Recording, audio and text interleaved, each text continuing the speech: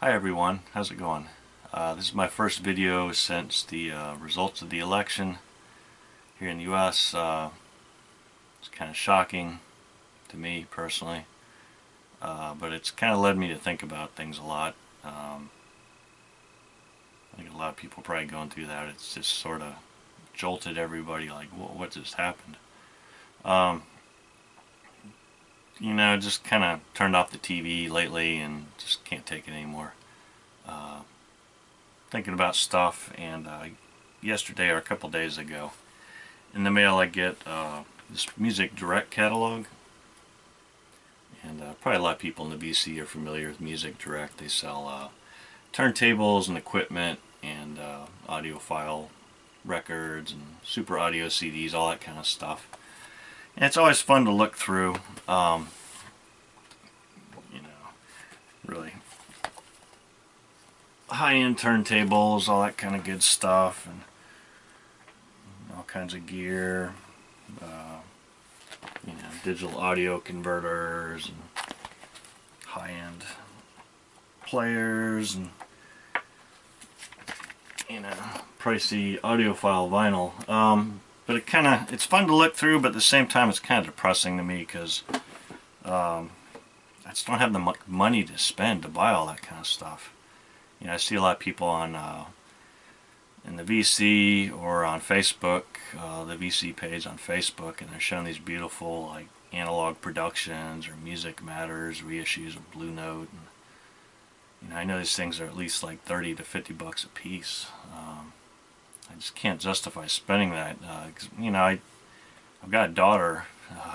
She's almost a teenager now, and she does dance and gymnastics, and it just, all our money seems to go into that. So I've really had to cut the vinyl and music budget way back. Haven't really bought much new vinyl. The last new vinyl I bought, new pressing, is a piece by William Burroughs. Really cool. It's got a lot of interesting musicians on here. I think Bill Frisell, the guitarist. Can't remember the rest, but a lot of like the New York crowd, like Bill Frisell, Wayne Horvitz, although I'm not sure he's on here. But it came out a really cool colored vinyl pressing, and so I jumped at that and bought it. But I really don't buy anything online. I stay away from eBay or Discogs as far as buying stuff, because I just know I could just go overboard and spend $200 like that. Just there's so much stuff I'd like to pick up. There were times in my life where I had all kinds of spending money when I was in college. I had a summer gig working with one of my professors. He had a construction consulting company called RJC Consulting, and we were working down. We'd go every weekday, drive down to Orlando to Universal Studios. They were building Islands of Adventure, and we were involved in looking at construction cost overruns, things like that. And I was making either like $20 or $25 depending on what tasks I was doing. I kind of set up my own company, and I would bill the professor's company, and then he would bill Universal on it. There's just, you're talking about millions of dollars of cost overruns and lawyers getting involved, and so there's plenty of money to throw our way. So at the time, this is in the late 90s, eBay was relatively new, but I was picking up all kinds of stuff off of one of my favorite labels, which is the British On You Sound label, kind of like dub, electronic, reggae types, not really reggae, more dub. But things like Gary Clayle, Barmy Army, a little more obscure Voice, what's it called, Voice of Authority, New Age Steppers. That's a more, I think some people are familiar with New Age Steppers, more traditional kind of dub. And then this one, I bought this recently. This is probably one of my two recent pressings. This is a reissue of African Head Charge, My Life in the Hole in the Ground. And occasionally I do splurge. I'll pick up stuff like by John Zorn. This is Naked Cities, Torture Garden. I think I paid, this is the most expensive record I bought. I think I paid $50 for this down in St. Petersburg, Florida. And then Here's another one, Zorn playing Morricone, the big gun down. I think I paid like 25, 30 bucks for this here in town, which is a pretty good deal. And a few years ago I bought this Okadisc, great label out of Chicago. Some Peter Brotzman here with Hamid Drake and Fred Hopkins on bass. And so I do splurge occasionally. I like, my wife and I, we used to go up to New York about once every 2 or 3 years before my daughter was born. You know, just the two of us, a lot cheaper to travel then. And there's a store up there called Downtown Music Gallery, which I absolutely love, but they're dedicated to kind of like avant-garde music and jazz and prog music, Canterbury, that whole scene. But the last time I was up there, I splurged. They showed me the back room. They have a back room where they have like a lot of like rare vinyl, and I bought a whole bunch of stuff related to the producer and bass player Bill Laswell. Ginger Baker's Middle Passage, Laswell and Peter Brotzman, Low Life, some Last Exit, Iron Path, Noise of Trouble, the cassette recording. So, you know, occasionally I do splurge, but for the most part I try to limit myself because, you know, the money's all going to my daughter's education. She used to be in private school. Starting last year we put her in public school, but we still have to drive her there and pick her up from the school. It's way on the other side of town, and you know, just got all these other activities. It gets really pricey, so I've pretty much been a thrift store guy, which you can notice from my videos. So really the point of this video, I'm kind of thinking about a lot of stuff I pick up. You know, I try to show the good stuff. Some stuff I don't show because it's just kind of questionable. You know, would anybody even appreciate that? And I guess one of the reasons I go to thrift stores is it's like, I don't need all this junk. I don't need, you know, thousands of records, all this old gear. I mean, I've got a working system, but I still go and look. I always look for stereo gear and stuff, but it's just kind of therapeutic. I've always enjoyed, ever since I was like probably 18, had a car and had a job, had some money, I'd go hit thrift shops and look for records and CDs and stuff like that. So I've always kind of enjoyed it. You know, I've just kind of gotten like thinking lately, you know, like the stuff I pick up sometimes, like is it trash? Is it, you know, I'm sure a lot of people would just say, I wouldn't buy that. You know, it's beat up. It's there's all kinds of seam splits on the records. The record's a little scuffed up. It's a record missing a sleeve. It's I don't know. But so I decided to title this Trash Treasure or Guilty Pleasure. And so it's kind of some of the junky stuff. I'm going to save the good stuff for another video, but kind of some of the junky stuff I've picked up lately, and just, I don't know, I just decided to make something kind of different in this video. So kind of, first of all, I want to show some equipment. I always look for cheap equipment at thrift stores. You know, a lot of times like $5 or $10 you can get an old CD player, cassette deck, or even a receiver or turntable. And you know, always in that price range I'll kind of bite if it looks interesting. I think I've showed this before in a video. It's an old, probably from the late 70s, realistic receiver, but it's tiny. I mean, look at the size of this thing. And it's got a phono input, but it doesn't really do the RIAA curve. It amplifies it like it should, but it doesn't do the proper curve. But, you know, it'd be good for plugging in like your iPhone or a little portable CD player and running it through some speakers. So I think I've jumped on that for like $5. An old Discman, Sony Discman. Found this at a thrift store for like $5.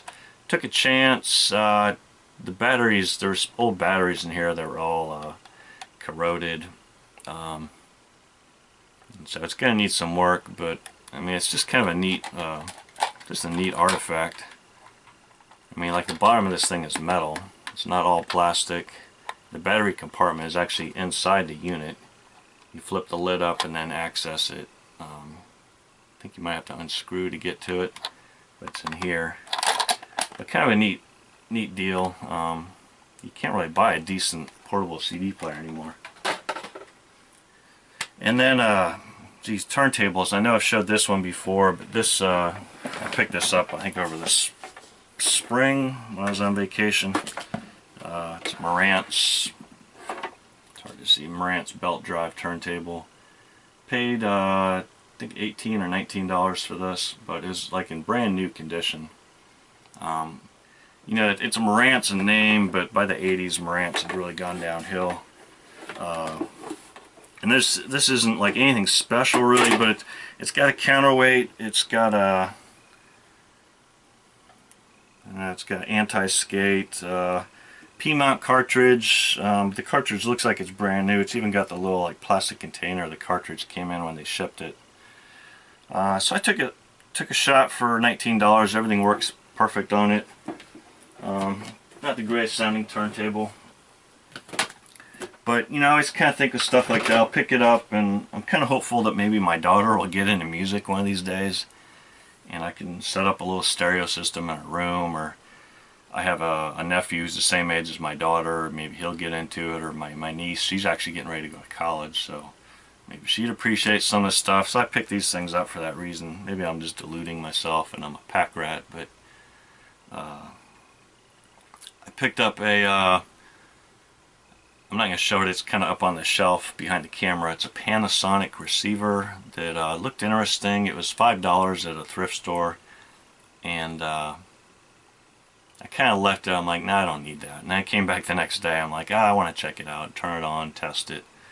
And there's a guy kind of hovering around the electronics thing, and I'm like, screw it, I'll just grab it and buy it.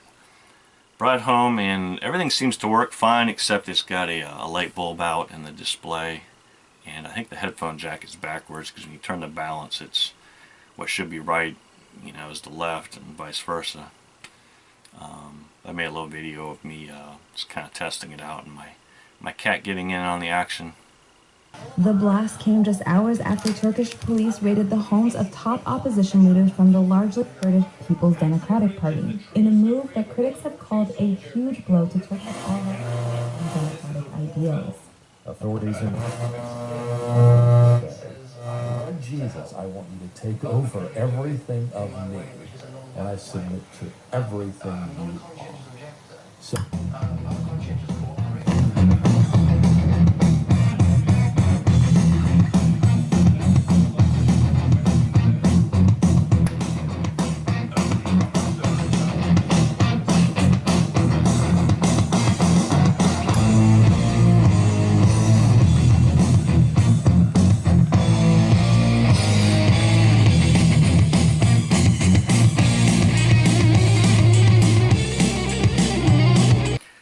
And then just a couple days ago, I was at a thrift store, Goodwill, here in town, and I found another Marantz turntable, but this one is a linear tracking unit, which I've always kind of wanted to pick one up and play with.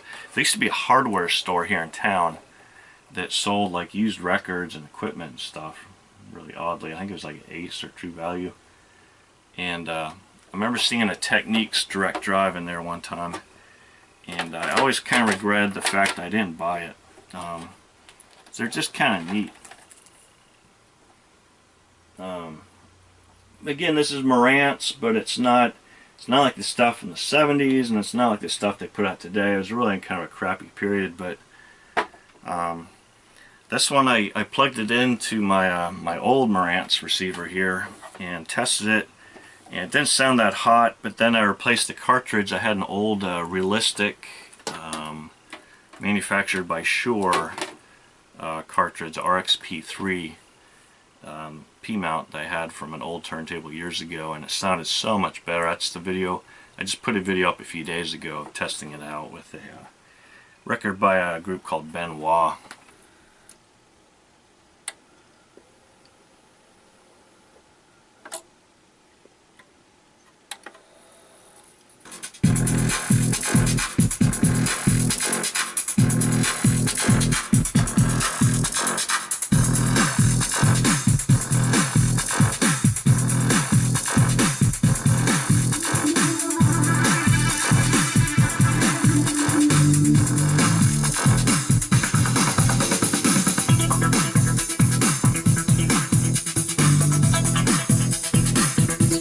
sound really good, so I'm thinking I might team that up with the old receiver and, you know, maybe give it to, you know, anybody who in my family or something, friend that might want it.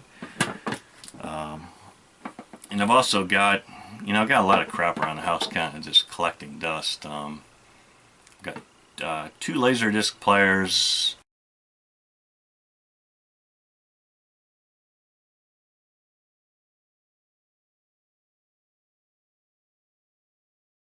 I think my wife thinks I'm crazy for owning, but I actually used one the other day. I'd found a Laserdisc at the Friends of the Library sale, Jazz Laserdisc, Paris Reunion Band.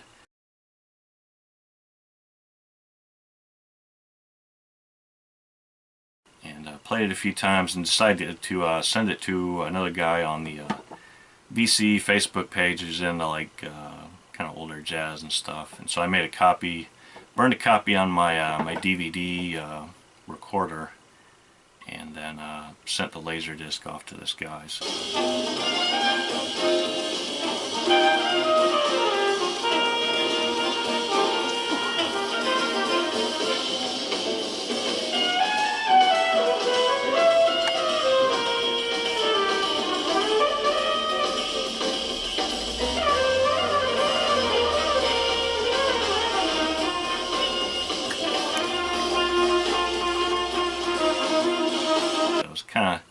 Kind of glad I had the Laserdisc player. I do have some like old Disney movies on Laserdisc, but just really don't use it much. But you know, it's one of those things when you see it and it's 20 bucks. I mean, I just find it hard to pass up. I love old equipment. And along the same lines, equipment-wise, I was in a Habitat for Humanity thrift shop one day, and there wasn't much in records or CDs, but I kind of was killing time before I had to pick my daughter from school and went through the kitchenware section. And they had like kind of like a little bookshelf or a set of shelves, and I find this thing on there. You know, it's an old dishwasher brand cleaning kit, but what's cool about it is it has the zero stat gun for removing static. So I was pretty excited. I always wanted to try one of these out. I think they're about, I think Milty is the name of the company. There's a company that manufactures them now, but they're like, I want to say like 80 bucks or something. And this one works. I've tested it out. It works fine. And there's actually an extra little, I don't know what you call this, like a little diode or something. Or some kind of little tube. I don't know what it is. But I guess it's a replacement for the gun. And it's got the old style pad, the good style. You know, the new ones now, I've got a couple of them that RCA made and they're just garbage. So that was kind of neat. That was 8 bucks. So that's it for equipment. So I don't know, is this stuff, is it trash, is it treasure? I don't know. But getting into vinyl, the Second and Charles store I talk about a lot. I pick up a lot of stuff there. They have a free bin out front, and it's always interesting to see what's in the free bin. Because I mean, who wants to turn down free vinyl? Sometimes there's some interesting stuff there. I don't know if it's like stuff I need, but I'll pick it up just because it's interesting. And this is really weird. They had a whole a little stack here of Boots Randolph, the sax player, and he had that big hit Yakety Sax, which I guess if you know the old TV show Benny Hill, that was kind of the theme song. And these look like they're all reissues. They're kind of, the cover art quality is not that great, but they're all still in shrink wrap and sealed.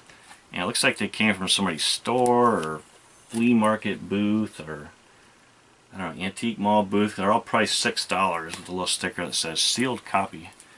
So you got Yakety Sax, more Yakety Sax, the fantastic Boots Randolph, Boots Randolph Sunday Sax, Boots Randolph plays the greatest hits of today, Sentimental Journey, and Saxational. So I don't know, I hate to just kind of throw this stuff away, or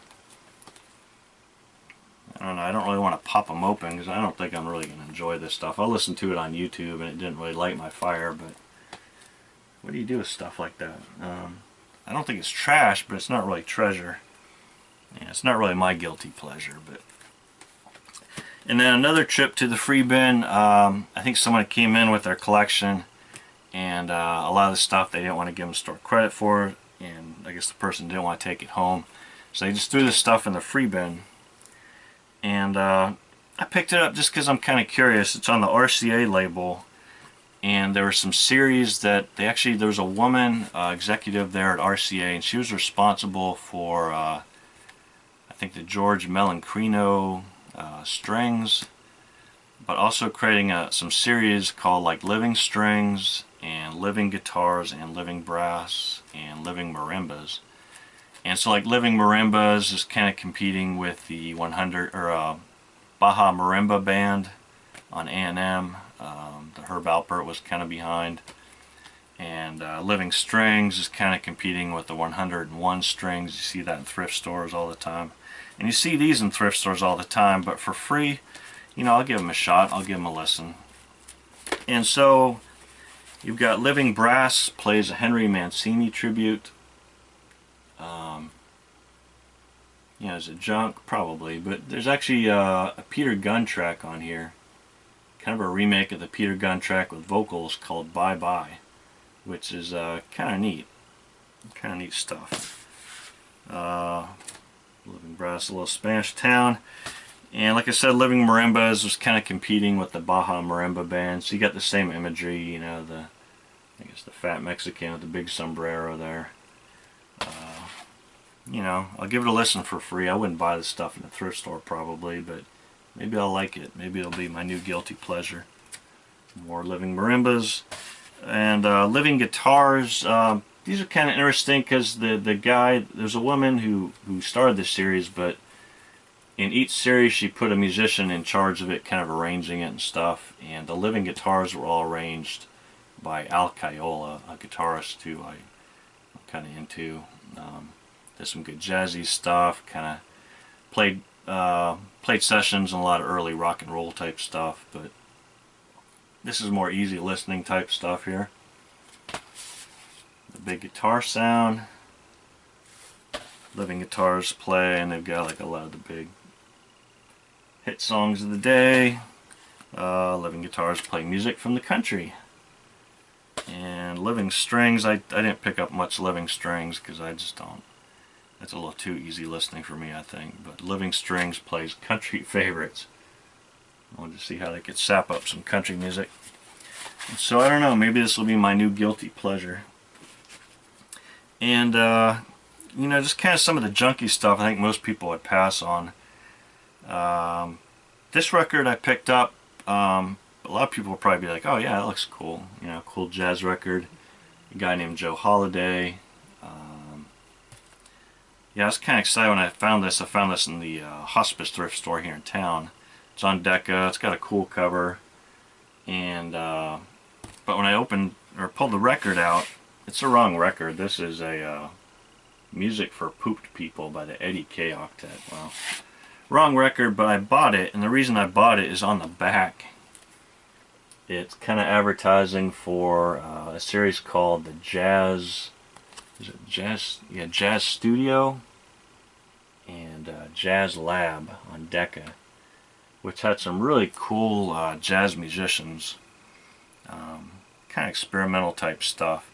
And so I bought it just for that reason. Sometimes I'll buy a record from a thrift store and just pull out the inner sleeves. The inner sleeve will be in really nice shape and advertising like releases on Atlantic, and I'll throw the record away and just keep the inner sleeve. It's just kind of weird stuff I do. And then more kind of, is it trash, is it treasure? This is probably more on the trash end of things. Went to Goodwill the other day, and they had a whole bunch of records in, but looked like they'd been in somebody's collection. They all got water damage because the records are there, but the sleeves are missing. And so someone had put them in some inner sleeves, or some of them are even just loose. But the titles are interesting, so they were like 10 for $2 or 20 cents a piece, so I picked a bunch up. All the interesting stuff, at least. And so you got stuff like the Paul Horn Quintet, Profile of a Jazz Musician.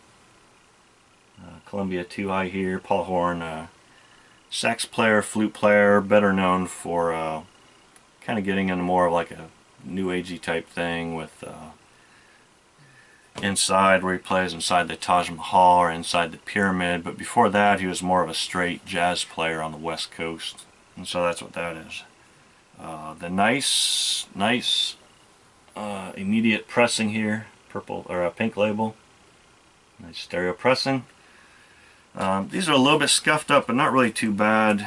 These are the sleeves that they put them all in. I think a lot of people have seen those. They must have been popular in the 70s or something. But this is Prestige International. I'd never seen that before, but it's an offshoot of the Prestige Jazz label. And this is field recordings from the Georgia Sea Islands by Alan Lomax. So pretty interesting. I'm running out of time here, this is going long. Atlantic, this is Tales from Topographic Oceans. This is a Venezuelan pressing. Kind of neat. Both records of that. Here's the other one. So I wasn't going to pass that up. What else we got? Jerry Mulligan Quartet, What Is There to Say? And you can see the water damage on the label of this one, but I like Jerry Mulligan, so for 20 cents I picked it up. Modern Jazz Quartet, Patterns. Again, you can see the water damage got to the label of this one, but it's Modern Jazz Quartet. Ramsey Lewis, The In Crowd. Jerry Mulligan Sextet on World Pacific. This is California Concerts. I've actually got 2 copies of this, but for 20 cents I wasn't going to pass it up. Ahmad Jamal at the Pershing on Argo. Modern Jazz Quartet, Blues at Carnegie Hall. These obviously all need a good cleaning here. And let's see what else. This one in a, like a Paul McCartney Wings jacket. Tiare Tahiti. I guess these are recordings of like Tahitian percussion. But, you know, it's just sort of some of the weird stuff I end up picking up at thrift stores. And, I don't know. I'm just kind of really hitting that point where I'm like, do I need this stuff? Should I just dump it all?